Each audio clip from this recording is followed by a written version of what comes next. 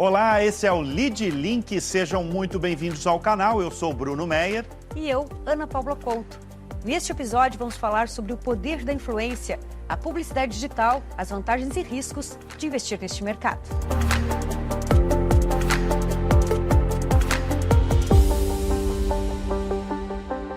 Bom, e quem vai nos ajudar a decifrar esse amplo e lucrativo mercado digital é o Marcos Quintela, chairman do grupo VML, e o Flávio Santos, que é CEO da M-Field. Flávio, com todo mundo criando conteúdo na internet hoje, como é que você vê a profissionalização desse mercado e o influenciador digital como valor da marca? Esse talvez é um dos principais pontos a serem discutidos, né? Eu estou vendo o mercado de influência cada vez mais nessa necessidade de se profissionalizar. Isso com todas as pontas da indústria. O influenciador, de entender qual que é o seu papel e que isso é uma profissão, né? Não é uma brincadeira, não é entretenimento.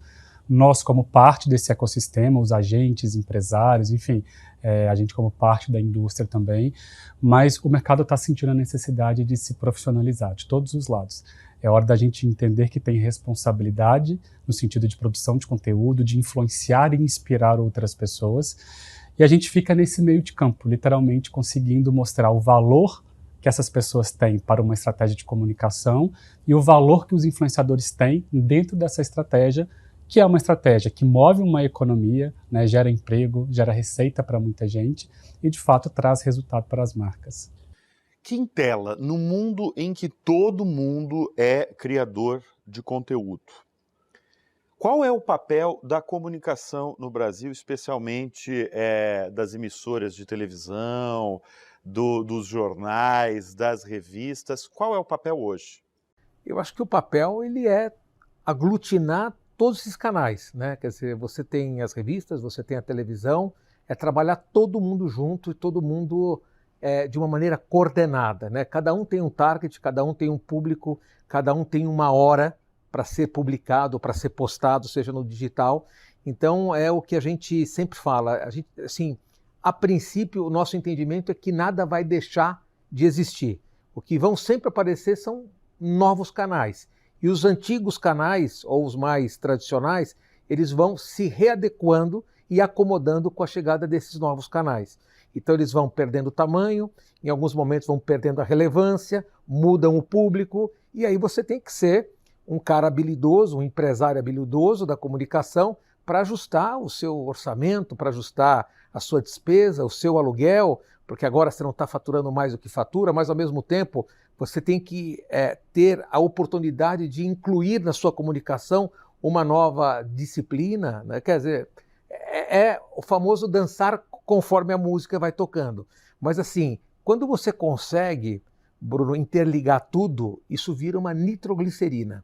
É impressionante, porque você consegue analisar o dia a dia do consumidor, desde o momento que ele acorda até o momento que ele vai dormir, em que momento você quer impactar esse consumidor, se é através do rádio, se é através da revista, se é através das redes sociais, e isso hoje é tudo mapeado. Isso não tem mais achismo. Vamos postar essa hora porque talvez... Não, talvez não. A M-Field tem pesquisa que diz que tem que postar às 18 horas e tem motivo técnico e tangível para isso. As pessoas estão mais ligadas, saem do trabalho e têm mais tempo de postar as redes sociais? Um dos grandes ativos do mercado digital, e aí a gente pode colocar uma lupa nas redes sociais, é de fato a gente conseguir metrificar o processo de ponta a ponta, né? Não existe achismo, como ele disse, assim, é tudo comprovado com dados, com números, com embasamento, tanto na pré-campanha, quanto no durante e o pós-campanha. Essa questão das movimentações de horário, enfim, é muito menos a gente ficar linkado às métricas de vaidade, curtida, engajamento, comentários, mas a gente começar a analisar qual que é o tempo de qualidade que as pessoas passam dentro das redes sociais, né? A gente está conectado o tempo inteiro. O Brasil só perde para as Filipinas em horas de conexão na internet e nas redes sociais. Então a gente está conectado o tempo inteiro, mas qual que é o nosso tempo de qualidade dentro das redes sociais? É essa análise que a gente sempre faz. E aí as pessoas são diferentes. O público de 18 a 24, ele conecta as redes sociais, algum tipo de rede social, num horário específico que o de 25 a 35 não conecta, ou o jovem, adolescente. Então assim, não é todo mundo igual, né? Tem um grande mentor meu da publicidade chamado Walter Longo, que ele diz que a gente não está mais na Idade Média, que foi passado da época renascentista, nós estamos na Idade Mídia. Todo mundo é mídia, Todo né? mundo é mídia. A minha tia de 84 anos, a tia Cremilde, ela está no WhatsApp. Eu fiquei sabendo sobre o falecimento da Gal Costa através do grupo da família, onde ela falou, vocês viram, a Gal Costa morreu. Onde a tia Cremilda foi lá e postou, E né? postou. Aí eu falei assim, você está brincando? Aí eu fui buscar informação. Então, todo mundo é mídia. E ao mesmo tempo que todo mundo é mídia, não dá mais para tratar também como média. Todo mundo gosta de ser tratado como um indivíduo específico com as suas especificidades. Então é o que ele falou, uma pessoa de 18 anos, 18 a 24, masculino, do Sudeste, a gente vai tratar com um tipo de target, com um tipo de abordagem. O produto vai ser modificado a sua comunicação para outro tipo de público, para outro tipo de horário. Então assim, é muita coisa, é muito dinâmico, é muito rápido e muito do que ele absolutamente falou é comprovado, não tem achismo. Clicou, comprou, converteu, venda, performou, está ali no caixa, é isso daí. Não tem mais aquela coisa, será que a gente vendeu? Será que não vendeu? Mas nós impactamos quanto? A audiência foi mais ou menos de 10 pontos. São 4 pessoas polares, Não. O digital te dá a precisão de quem você impactou, como você impactou e quem comprou. Se converteu ou não. Quanto vendeu. Quanto vendeu. É. Mas tem um público que adere mais aos influenciadores digitais? À publicidade digital? Eu costumo falar que os influenciadores, eles podem ser considerados uma estratégia de boca a boca 2.0. Né? Assim, o que antigamente a gente acabava sendo influenciado por um amigo, eu perguntava para o vizinho qual que é a costureira boa do bairro, o amigo qual restaurante ir, hoje a gente acaba sendo inspirado e influenciado pelos influenciadores. Então todo mundo recebe um poder de influência, assim como todo mundo é mídia, né? Todo mundo produz conteúdo. Tem uma expressão que a gente usa, que todo mundo é prosomes, produtor e consumidor de conteúdo. É claro que tem algumas gerações, e talvez essa geração que já nasceu conectada, que ela usa a internet para tudo, né? Para pesquisa, para entretenimento, para diversão, para trabalho, e outras pessoas usam para categorias específicas. O público 25 menos, né? Ele de fato ele passa mais horas conectadas do que pessoas mais velhas ali. Mas é um hábito de consumo de acordo com a geração.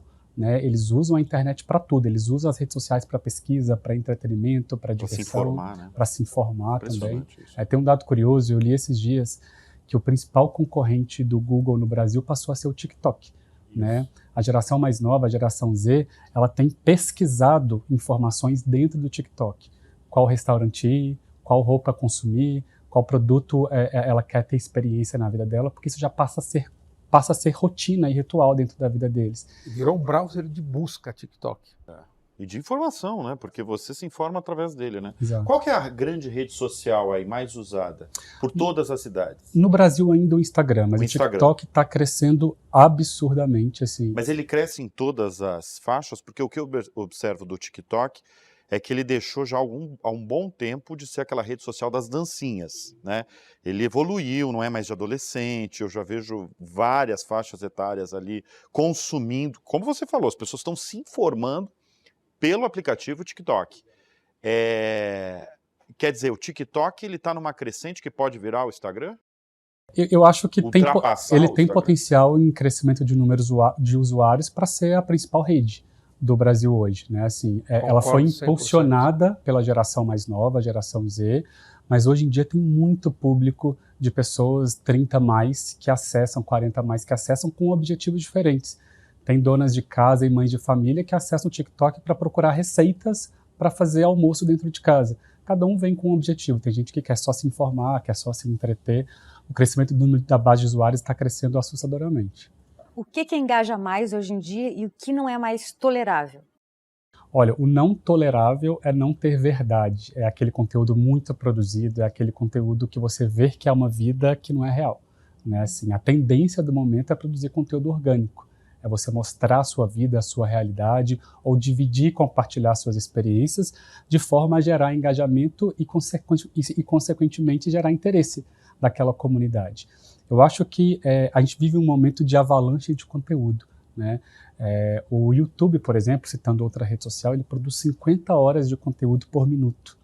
Multiplica isso por horas, por dias, por ano, enfim, de fato a gente está sendo fuzilado por muito conteúdo de todos os lados. Né? Mas isso não pode causar uma fadiga? Eu vejo porque, assim, esse mundo, esse universo de mídia digital e comunicação, eu vejo que ele muda muito rápido. Aquelas verdades que a gente tinha no passado já não são mais, e eu já li, inclusive, movimentos de gente comum que não quer postar tanto a vida, sabe? Não quer mostrar que está almoçando em tal lugar, que fez vai viajar, mas posta uma, sabe? Não quer mais ostentar. Tinha uma época que a ostentação era obrigatório para todos os públicos. Hoje tem muitos públicos que já não querem ostentar. Você não acha que pode causar uma fadiga? E esse programa que a gente está conversando, talvez no segundo semestre de 2024 já pode estar meio velho? Eu acho que assim, o mercado de influência ele é um organismo vivo.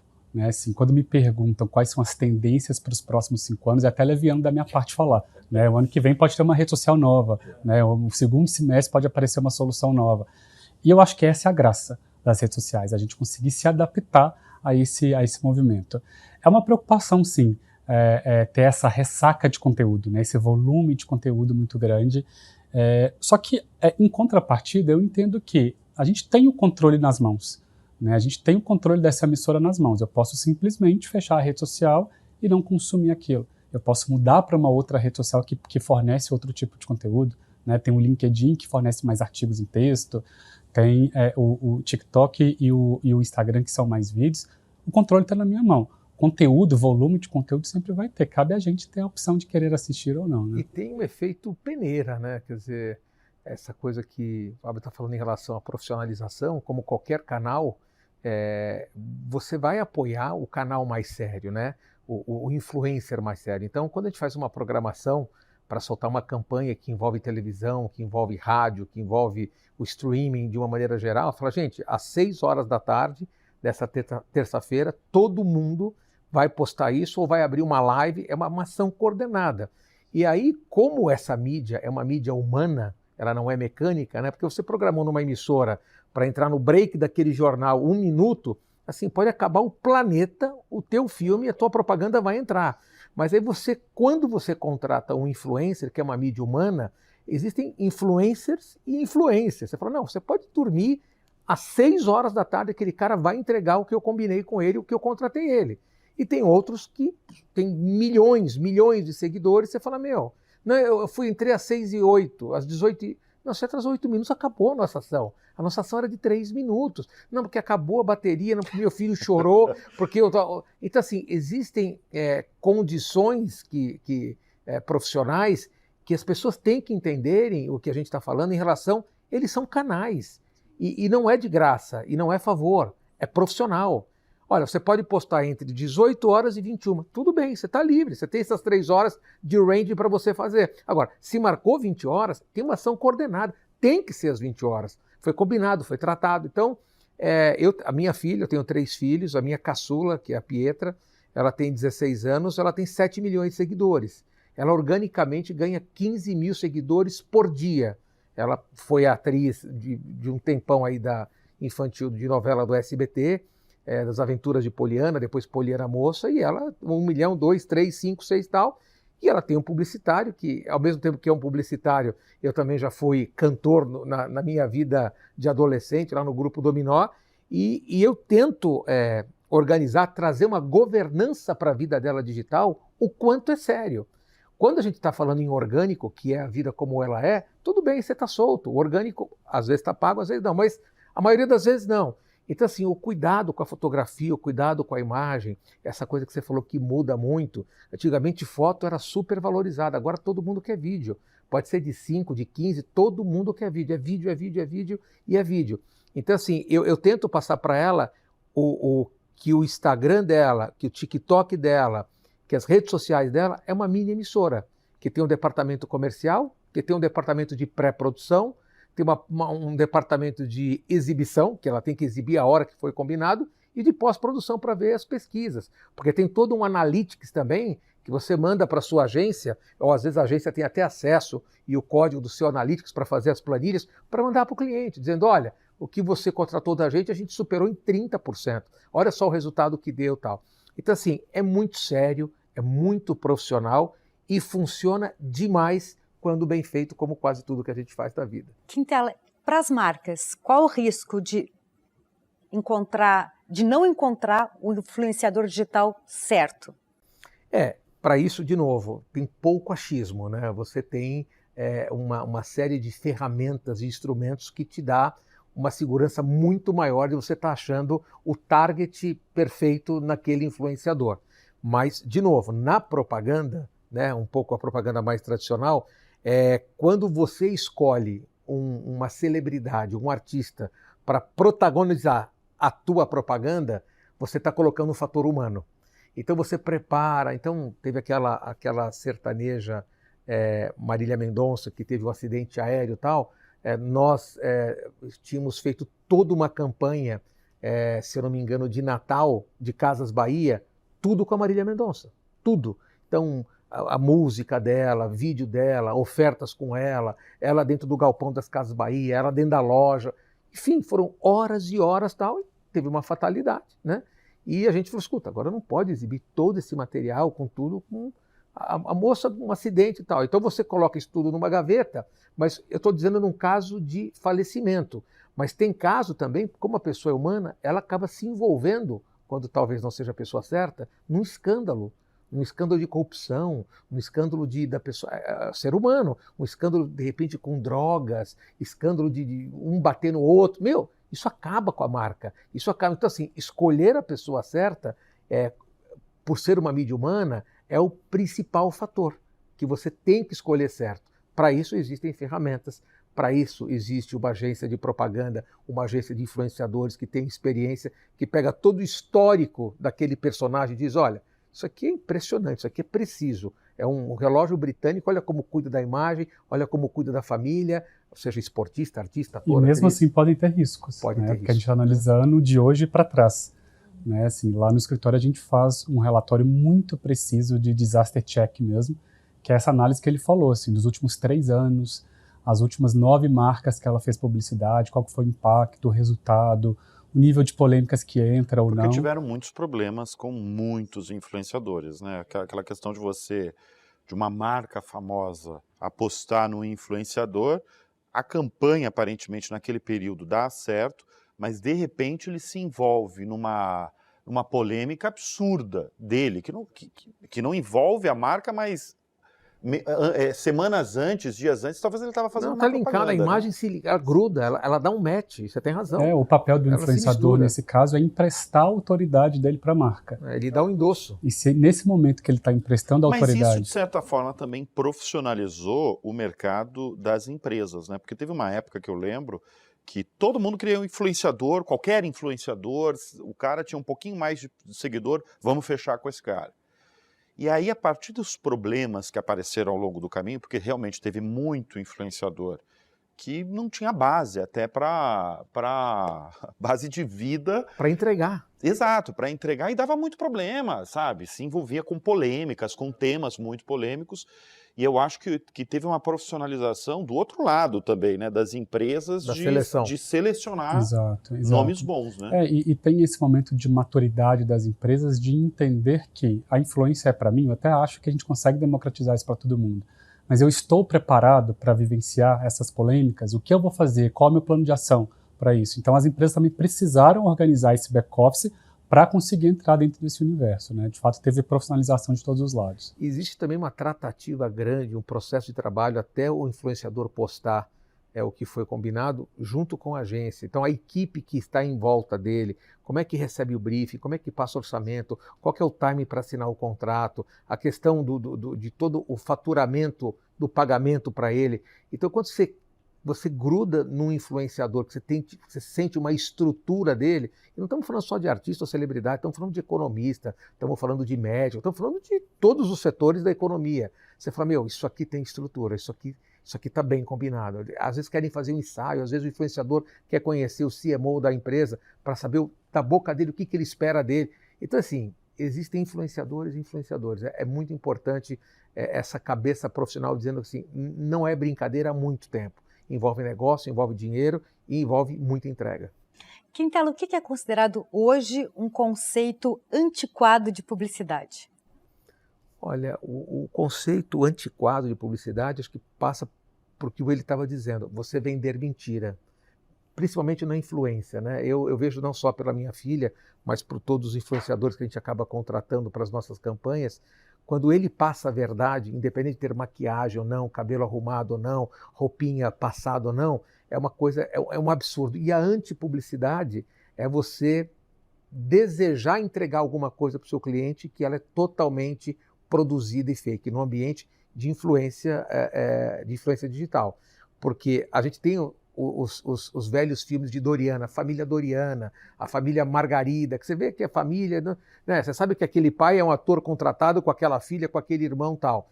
A questão das redes sociais trouxe um pouco isso de uma maneira um pouco mais verdadeira, né? Então, assim, não cabe, por exemplo, você pegar o Marcos Mion e colocar ele para fazer uma família que não seja com a Suzana Gulo, que todo mundo conhece, ou com o Romeu, ou com o Stefano, todo mundo conhece a família Mion, todo mundo conhece a família Huck, todo mundo conhece a família da Eliana.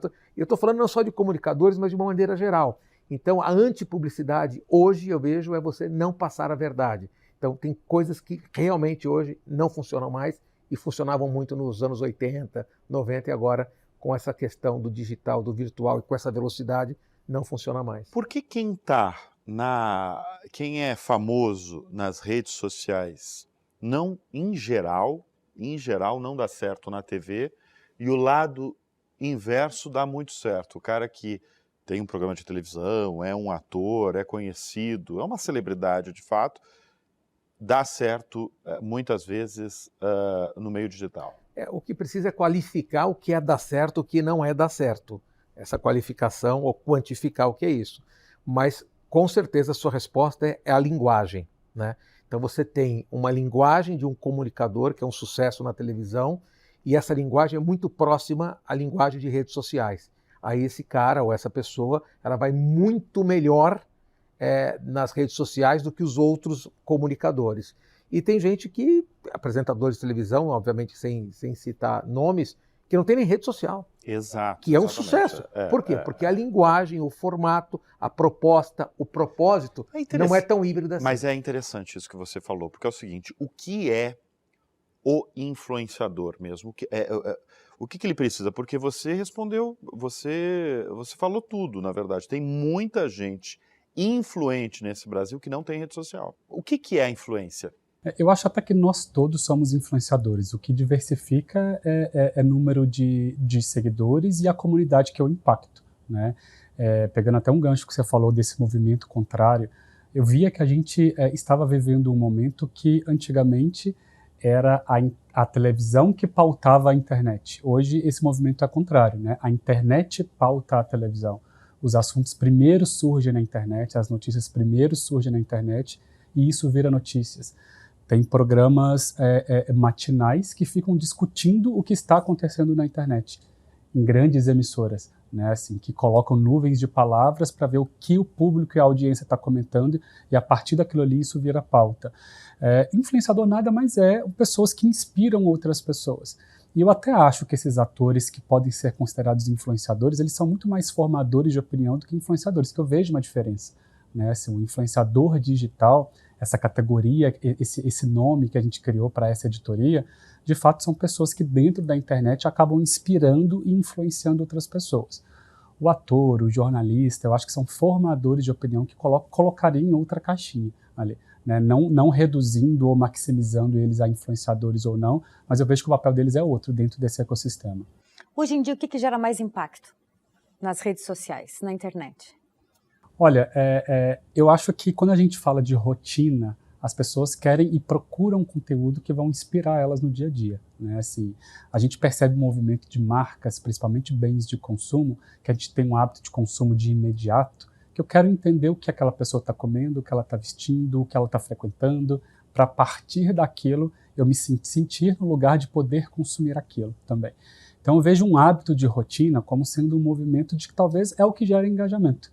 Né? A gente volta na verdade que a gente falou tanto aqui hoje, a gente volta nessa questão de passar personalidade, de passar o que de fato o público e a comunidade quer consumir, mas é muito importante a gente entender que o que é dar certo também dentro das redes sociais. Né? A gente não ficar vinculado a números, a vaidade e a algoritmo, que é uma discussão super importante de falar.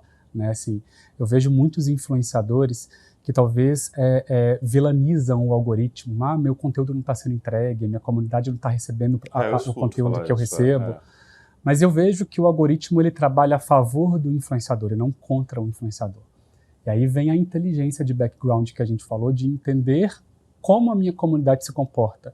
Eu preciso saber se o meu conteúdo performa melhor de dia, de noite, se minha audiência consome melhor fotos, vídeos, se é short vídeos ou vídeos longos. Você consegue medir tudo isso, mensurar tudo isso? Consigo mensurar tudo isso. 100%. Que loucura. Sim. É por isso que a gente tem todas as respostas, né? Eu acho que um dos grandes ativos do marketing de influência é que a gente não trabalha com feeling.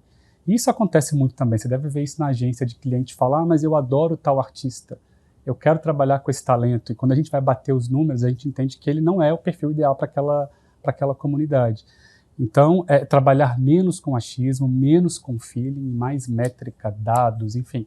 A gente vive um momento que eu chamo de Contech, conteúdo e tecnologia, né? Os dados ajudando a criar conteúdo. Mas como é que fica a criatividade nesse mundo novo que a gente está vivendo? Porque Quintela, que passou por grandes agências, está numa grande agência, lembra muito bem das grandes campanhas publicitárias, a maior parte delas em televisão, e muito criativas, né? Absolutamente. Essa é uma outra discussão também, como ficaram as campanhas publicitárias hoje na televisão, que muita gente fala que a criatividade, adeus, né? Não tem mais criatividade nenhuma. Como é que fica a criatividade nesse novo mundo?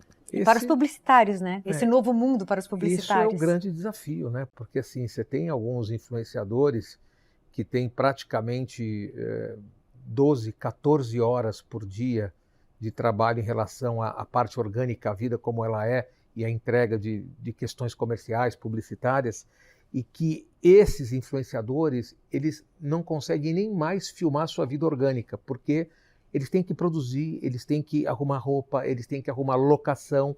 Então, assim, o grande desafio e oportunidade para criadores de conteúdo, seja para o Instagram, seja para o TikTok, para o YouTube, é a criatividade. Como a gente consegue criar algo inovador e que faça sentido com a verdade daquele influenciador. Então existem criadores hoje, digitais, criadores para influenciadores só de orgânico. Então assim, eu quero passear com a minha filha, tenho uma família, eu não aguento mais, eu sempre vou naquele shopping, eu sempre vou tomar sorvete. Você me ajuda alguma coisa? Então as pessoas começam a fazer pauta. Inaugurou uma roda gigante ali no shopping Vila Lobos, você já foi? Não fui. Tem um jantar in the sky, que é aquele jantar que fica pendurado. Olha, lá na zona... As pessoas precisam, os influenciadores precisam de criativos, e não são produtores, são criativos que pegam a verdade da vida daquela pessoa e conseguem produzir pautas dentro da verdade dela. Então, assim, a criatividade, ela está mais desafiada. Ela existe, existem empresas, né, por exemplo, existem empresas de inteligência, ou sistemas, software de inteligência artificial, porque você pega um grande varejista, né, Casas Bahia, Mercado Livre, tal. Ele precisa disparar numa campanha de Dia dos Pais com os produtos que são parceiros dele, né, que eles chamam de coparticipação, até na questão de investimento, marcas de eletrônico, de jeans, de relógio, não sei o que e tal. Eles têm que disparar 540 posts em uma semana ou até em 3 dias, mas só que não pode ser igual. E quando você aperta o botão da parte da criatividade, você faz alguma coisa em chroma key, coloca aquele personagem, uma celebridade, e você vai trocando a oferta atrás. Isso não funciona mais. Tem que ser diferente. Como é que nós vamos criar 535 posts em 3 dias com criativo? Então, assim, é quase que desumano. Mas esse é o desafio. E, ao mesmo tempo, a oportunidade para você cobrar por isso e ter uma estrutura, uma inteligência, ferramentas que você consegue tratar de maneira única cada post com cada produto que aquela companhia precisa. Flávio, como é que fica a saúde mental desses influenciadores digitais com esse bombardeio essa pressão, diária, essa pressão diária? De ter que produzir, de ter que postar, de ter que inovar, entregar, né? de manter os seguidores. Muito legal, assim, o tempo inteiro eles ficam procurando situações para produzir conteúdo, né? Criando situações para produzir conteúdo. E que surge até uma nova profissão, é quase que um ghostwriter da vida real. né? Pessoas Total. que me ajudam a pautar editorias. Profissionais ali que Exato, ficam criando exatamente. talvez situações, pautas, temas. Grudado. Que é parte desse ecossistema. É por isso que no meu livro Economia da Influência eu trago todos esses Verdade, pontos. deixa eu mostrar aqui, olha, do Flávio Santos. Foi lançado quando? Foi lançado no segundo semestre do ano passado. Economia da Influência, por Flávio Santos, pela editora Gente. Esse livro ele virou best-seller com 16 dias de lançamento. Ficou por quase 6 semanas como o livro mais vendido da Amazon, porque o brasileiro está carente de se informar um pouco mais sobre o mercado da Creator Economy, né? E, de fato, quando a gente diz ser uma economia, porque a gente coloca na linha de frente o influenciador, mas é importantíssimo entender que por trás deles tem um back-office enorme de roteiristas, de videomaker, de stylist, de pessoas que negociam os contratos, que ajudam a criar conteúdo, que editam e tudo mais. Aquele personagem que está na frente, ele é parte de um ecossistema, né? E quando isso se torna uma economia e gera empregos para pessoas que também não aparecem, é porque, de fato, a gente entende que isso tem um potencial para negócio, para business, muito potente para várias frentes também. E não perde um pouco da autenticidade, exatamente o que as pessoas buscam na internet? Essa fluidez, né? Esse jeito mais orgânico de falar, de se expressar? Eu acho que o desafio é o influenciador conseguir pegar essa pauta e adaptar para a linguagem dele, para o dia a dia, né? Eu estou te oferecendo situações, roteiros, mas não é aquele roteiro de filme, de TV, de diária que eu vou bater linha a linha, né? Durinho, olha, fechadinho. É interessante você produzir um conteúdo de manhã, é interessante você sair para almoçar e conhecer um restaurante novo, mas eu não estou te dando um pitch de um TP para que você leia e consiga um disclaimer desse conteúdo. Eu acho que é mais um norte, uma orientação para não ficar perdido. Mas o que é muito importante, que as pessoas acabam não tendo noção, é o tempo investido no pré e no pós. Porque na hora que faz a ação, né, a postagem, o filme, não sei o quê, ali eu acho que é a parte mais tranquila, porque o pré para planejar isso, para produzir ou para viabilizar, e depois o pós para ver se está tudo ok, é muito tempo, é muita energia investida. Agora, no fundo, tudo isso que a gente está falando aqui é venda. As pessoas, as empresas, as marcas querem vender. Hoje você tem milhões de influenciadores que, no fundo, todo mundo quer vender. O que é uma boa venda? A boa venda é aquela com menor esforço, menor investimento, com maior conversão. Com menor dinheiro envolvido. Menor investimento, menor esforço. E dá para fazer conversão. hoje muito. Dá, aí você tem que separar o joio do trigo e você tem que ter uma central de inteligência que realmente, ou geralmente é a sua agência, que consegue fazer isso. Olha, eu quero colocar cada vez menos e converter vendas ou serviços ou branding cada vez mais.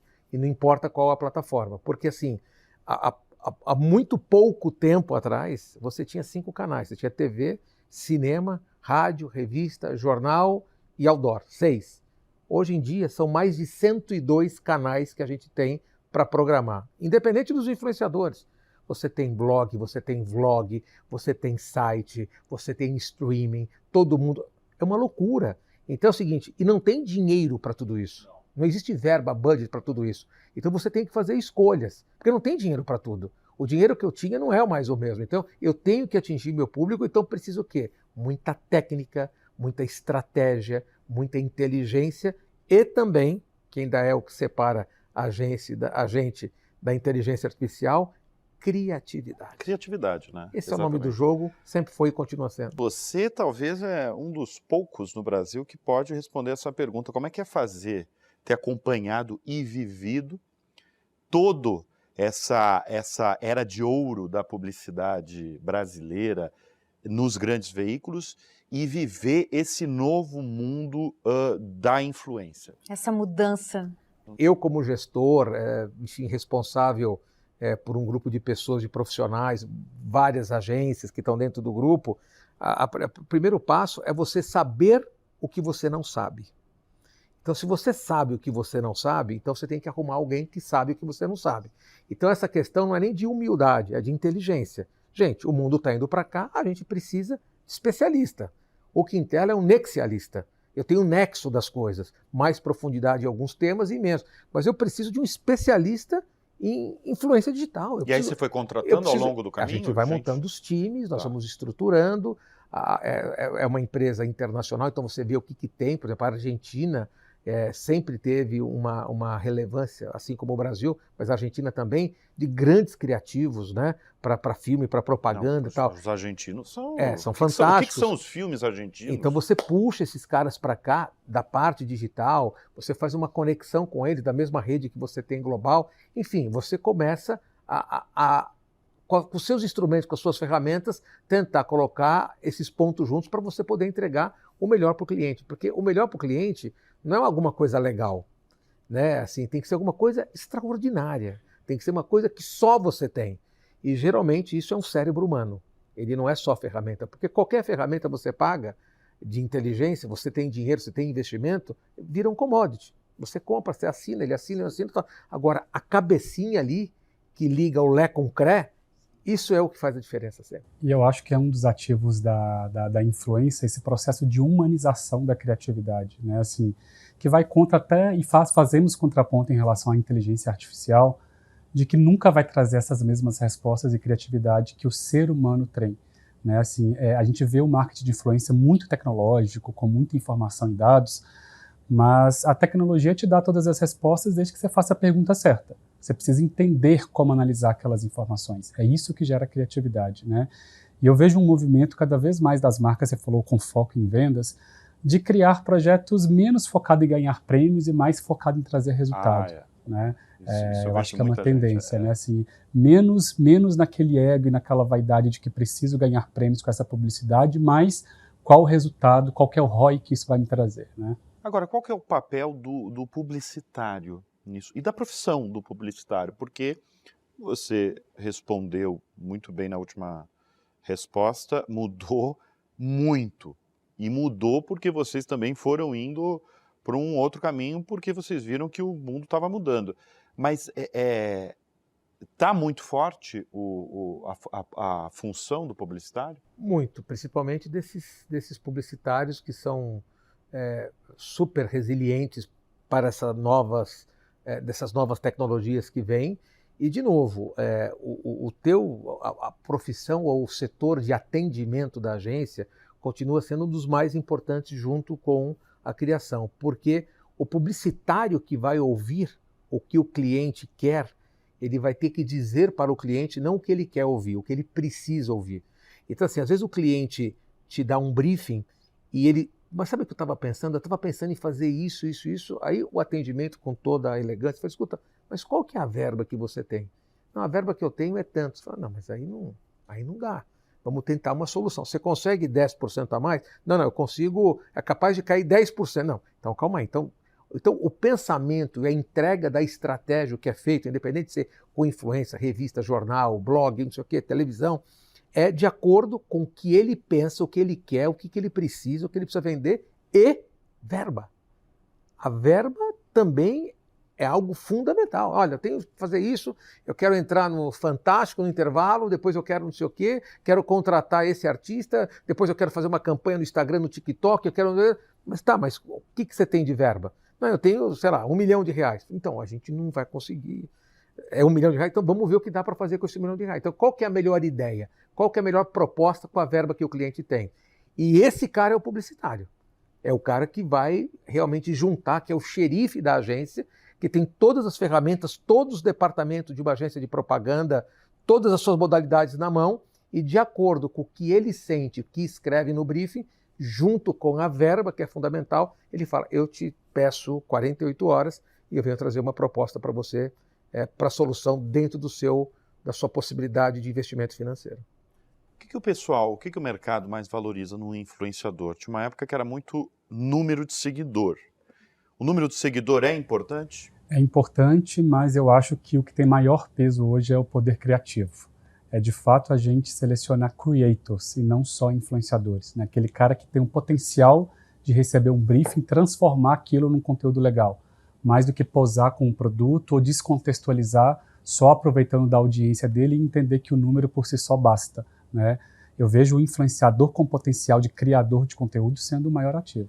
Isso causa engajamento. Causa engajamento. Agora, falando especificamente de número de seguidor, eu sei de muita gente que compra seguidor, né? Como é que o mercado vê isso? Um cara que tem 2 milhões e comprou sei lá, 80% da audiência dele. Sim, o resultado a gente consegue mensurar até pré-campanha, né?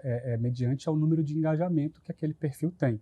Se ele tem 2 milhões de seguidores e o engajamento é baixíssimo, você já começa a descartar esse influenciador ou buscar outras métricas para entender de onde que aquilo está vindo, né? E o pós-campanha também nos traz resposta, né? O número de resultados que aquilo teve, a transferência de tráfego social que ele gerou para o site, para o blog, para o e-commerce da empresa, o resultado que trouxe, enfim, é um número importante até a página 2, porque a gente consegue claramente entender de onde aquilo está vindo e para onde aquilo vai. E nós já estamos na época, na era de não é quantos são, é quem são. Quem são? Então, quem são esses seguidores? Então, eu tenho, por exemplo, uma companhia que a gente trabalha há muitos anos, de cosmético feminino, que ela não contrata ninguém, nenhum influenciador, com mais de 50 mil seguidores. Com mais de 50 mil? Mais de 50 mil está fora Por quê? do TAR. Porque ela entende que uma pessoa que fala para 10 milhões de pessoas, ela não tem um target específico na proposta de vida Faz dela. todo sentido, então ela agrada o cara. Então, assim, eu quero entender se o conteúdo dela com 40, 50 mil é um conteúdo específico, nichado, dentro do que a gente gosta. A gente contrata essa pessoa e juntos, com a nossa agência, nós vamos formando essa pessoa, né, remunerando essa pessoa e vamos fazer ela crescer em números de seguidores e engajamento sem a perder o foco do propósito, que é o que a gente quer dela. É um propósito único e exclusivo. E essa pessoa vai, esse influenciador vai para 50, 60, 100, 150, tal, mas dentro dos propósitos, não se perdendo, vendendo sapato, vendendo pasta de dente, vendendo... Aí você fala, virou uma vitrine, né, que fala de tudo. Eu acho que o qualitativo hoje tem um peso muito maior do que o quant, de verdade, assim. E é uma inteligência que a gente consegue entender, assim. Muitas vezes a gente faz campanhas e essa campanha gera 10 mil comentários no devido post. A nossa inteligência vai entender qual que é a qualidade desses comentários. Queria saber o poder dos comentários para a publicidade digital. Sim, sim. E quando a gente fala do poder dos comentários, a primeira análise é qual que é a qualidade desses comentários. Porque às vezes tem 10 mil comentários, mas 95% está elogiando a beleza, o cabelo, e às vezes a pessoa está anunciando um produto de gastronomia. A pessoa nem se atentou ao produto que está. Ela está muito mais focada ao personagem do que o que ele está oferecendo ali, né? Mas, de fato, os comentários eles têm um peso porque os comentários também geram influência, né? Se eu quero entender, o brasileiro, na verdade o ser humano, ele tem essa questão de senso de pertencimento, né? Eu quero consumir o que as outras pessoas estão consumindo. Se todo mundo está elogiando, é interessante. Se todo mundo está julgando, e até um movimento que gera esse movimento de hate, de ódio dentro da internet, porque às vezes você vai na onda de que está todo mundo criticando, eu também vou criticar. Mas no e-commerce é muito importante o comentário, né? O peso do comentário, porque as pessoas buscam o comentário para certificar, chancelar. Que é a chancela social, né? A chancela social e do produto. E o algoritmo olha muito o comentário, porque isso vai gerando engajamento. Exatamente. Né? Mas nós temos uma outra surpresa, que é, além de comprar seguidores, que a resposta dele foi muito adequada, que isso você pode enganar poucos por pouco tempo, mas nunca muitos por muito tempo. Por muito tempo. Mas existe a fábrica também de engajamento e de comentários. Tem? Existe uma avalanche disso, e você até tem pessoas de telemarketing que ligam para você, que te oferecem dinheiro para você fazer um comentário para você fazer um comentário positivo no TripAdvisor daquele hotel que você você não foi. Caramba. Porque quando eu coloco lá que eu fui no hotel para lá e adorei tal, a pergunta é, ele foi no hotel? Eu nunca estive lá, eu já fiz um comentário positivo ou negativo, falei que o travesseiro é ruim, que a cama é péssima, que o banheiro cheira mal, mas eu nunca fui naquele hotel. Então existe também a fábrica de comentários, tanto para um lado positivo como para o negativo. Quem são os maiores influenciadores do Brasil para vocês? Hoje, porque isso muda muito, né? E Flávio, você falou que não é só número de seguidor, não. Porque senão você vai lá na lista e vê quem está com 50 milhões e vai. Quem é para você? Olha, essa pergunta ela até é questionável para quem é o maior e melhor para publicidade, para marcas, para o Flávio como pessoa física, né? Porque eu também, como consumidor de algumas comunidades, eu sigo pessoas que geram conteúdo do meu interesse. Então eu gosto de tecnologia, eu sigo influenciadores de tecnologia. Eu jogo tênis, eu gosto de pessoas que falam sobre aquele esporte. É muito segmentado. É muito nichado, né? E eu acho que essa é a graça da influência, eu seguir pessoas que comunicam o que eu quero ouvir, ou de assuntos que eu quero consumir, e não necessariamente que falam sobre tudo, sobre todas as coisas. Cara, eu preciso pensar nos influenciadores. É uma pergunta difícil. Quintela tem a resposta. Eu tenho a resposta. Quem são os maiores influenciadores? A maior influenciadora, na minha opinião, feminina, chama-se Pietra Quintela. Eu ia falar que não podia ser ela. Ele é Você já ia tirar. publicitário, Claro, ele certo? é tremendo publicitário. Publicitário, vai coruja. Mas é assim, falando sério, eu acho que tem um ícone aí, eu estou muito próximo dos trabalhos, da maneira com que trabalha, como é que liga o on e o off, o variável não, enfim, assim, eu acho uma coisa realmente um trabalho excepcional, eu entendo que é o Marcos Mion. E aí a gente volta fenômenos. uma discussão que a gente teve no início desse programa, que é a influência digital, mas ainda o poder que uma televisão aberta tem ainda de influência mesmo no Outros profissionais país. também acabam sendo muito importantes, ligando a televisão ao digital, mas essa química que ele faz da família, que é verdadeira, das questões pessoais dele, da televisão e da internet, do digital, acho que tem um casamento excepcional e resultados para os clientes também, uma conversão fora de série. Flávio, aqui no Lead Link a gente já tem uma certa mania, que é fazer exercício de futurologia. E aí eu pergunto para você sobre o futuro dos influenciadores digitais diante da inteligência artificial. Será que vai mudar drasticamente ou vai ser mais uma ferramenta para eles, um complemento do que eles já fazem? Eu não vejo nenhuma ameaça à inteligência artificial para o marketing de influência. Eu acho que só vem a somar. Né? Assim, o mundo, a tecnologia, a cada 10 anos, a cada década aparecem esses movimentos, né, que mobilizam o mundo como um todo, que a princípio podem soar como uma ameaça e depois a gente entende que é oportunidade.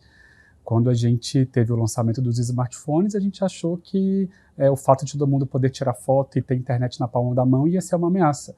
Vão acabar os bancos, vão acabar as empresas de fotografia, e depois a gente entendeu que surgiram vários outros negócios a partir dessa solução. E a inteligência artificial é a mesma coisa. Eu vejo influenciadores que conseguem escrever os seus roteiros de publicidade a partir da inteligência artificial. Eu já acho isso como vantagem. Né? Eu vejo que a inteligência artificial às vezes abre o leque de possibilidades de narrativas, de storytelling, de conteúdo, que talvez a gente como mente humana sozinho não conseguisse escalar isso para um volume tão grande. Então eu só vejo como coisa boa. Não vejo que tiraria o lugar de ninguém, até porque marketing de influência é 100% dependente de um processo humanizado. Se não for assim, não é influência. É você comprar uma mídia programática, é você comprar qualquer outro tipo de mídia. Muito bem, nós queremos agradecer a presença do Marcos Quintela, que é o chairman da VML, do grupo VML, né? E o Flávio Santos, que é CEO da M-Field. Brigadíssimo pela presença aqui no Conversa Lead. boa. Eu que agradeço e estamos sempre à disposição. Muito obrigada. Valeu, pessoal. E, claro, a gente agradece a vocês pela audiência quinzenal aqui no nosso Lead Link. Agradecer também ao apoio da Casa Lead, que a gente está gravando esse programa quinzenalmente, né, Ana? E do Inove Banco, que nos apoia também, apoia o Lead Link. Exatamente. E fica o convite para o próximo programa daqui a 15 dias. Tem Lead Link novo no ar. Até lá!